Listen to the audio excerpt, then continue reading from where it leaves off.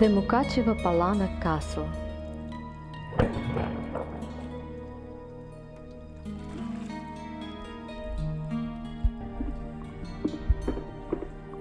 The castle of Mukachevo is probably the one to have so much pain, blood and tears along its history. The name of the town is said to be related to the word Muka, meaning hard and painful effort. According to the legend, the castle hill is of artificial origin. The legend says that people made it up with their own hands, bringing stones and soil from all around. The job was a real Muka for them. In fact, the castle hill is an ancient volcano. The castle is said to have existed here as far back as in the 7th century, already believed to be invincible. There was a wooden fence around it, a Palanok in Hungarian. Hence, the fortress itself got the name. The history of the stronghold is closely related with many legendary persons of medieval Europe. Among them, we have Prince Fedir Koretovich. In the 14th century, Witold, the Lithuanian prince, captures his estates in Podylia region, and the Hungarian king Zsigmond presents the castle to his nephew from Podylia. A new life started in the castle. The prince builds the donjon tower, encircled the castle yard with a dry dike and stone wall 5 meters wide. At the four corners of the wall, the so-called Koretovich towers are installed, 9 meters in diameter each. You can still see 3 of them remaining today. The torture chamber is also appeared in the castle during Koretovich period. Prince Fedir did realize that the castle would be able to withhold a besiege only having a water well. It was extremely hard to cut it in the castle rock, so there appeared a legend assigning its creation to the devil. Lucifer was charging a sack full of gold for the water to appear.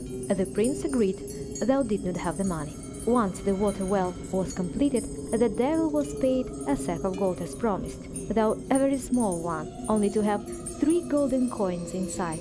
Lucifer was indeed outraged, jumped into the well, but could not do anything about it.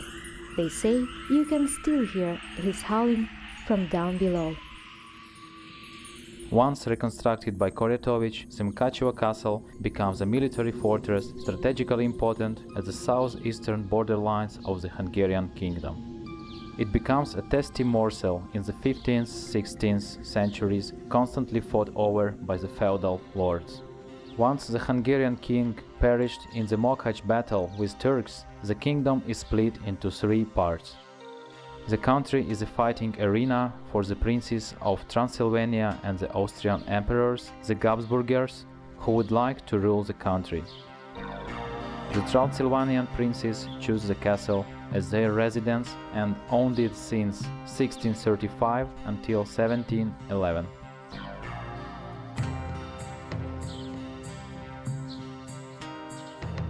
The period is the most glorious for the castle, as decisions are made here on the European scale.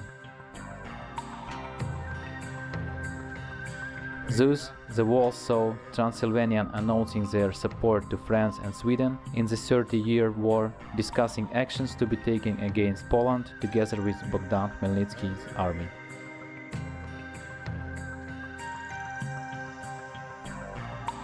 The entire Europe was taking its breath away as it was watching the unique events that were happening here for 2 years.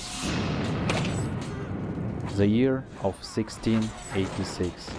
With the Turkish army defeated, the Austrian army is rapidly occupying the Hungarian land.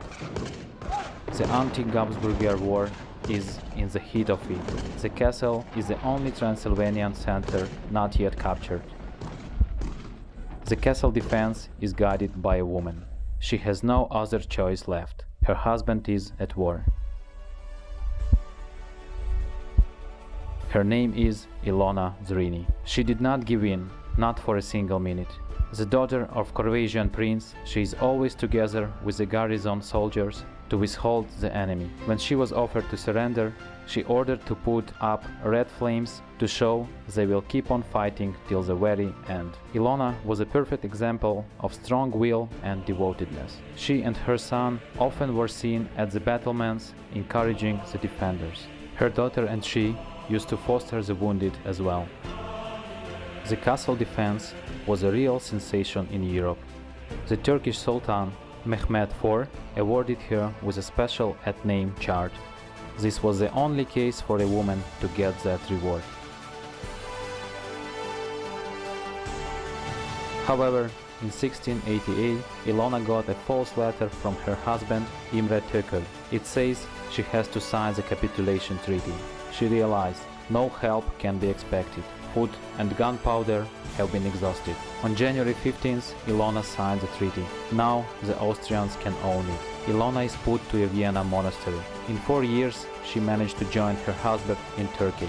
She died there and did not see a new legend being born in the castle, when her son, Ferenc Rákóczi II, became the national hero of Hungary. Ferenc headed the liberation movement against the Austrian monarchy. His army had Hungarians, Slovaks, Ukrainians, Serbians, Croatians, and even detachments of Ukrainian Cossacks. In 1705, his army enumerated 75,000 people. But the rebellious Kuruczys lost their battle with Labancis, and the mint near the castle no longer produces coins called liberties, with the slogan Pro Libertate on them. That meant for freedom. The castle is again in the possession of Austrians, and they turned the castle into a political prison for those guilty in political crimes from all over Europe. Hardly anyone got released and stayed healthy afterwards.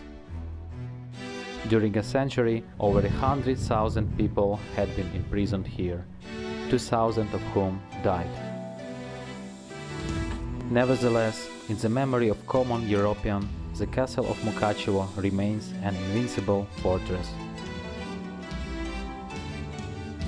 No wonder that during Napoleon's invasion in Europe, the most precious treasure of Hungarian people was hidden here.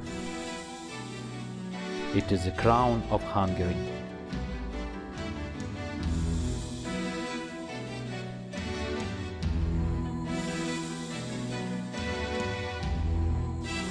Nowadays, the Palanok castle of Mukachevo is a popular tourist attraction. Its fortification and architectural features of specific character made it one of the 5 most brilliant castles in Europe.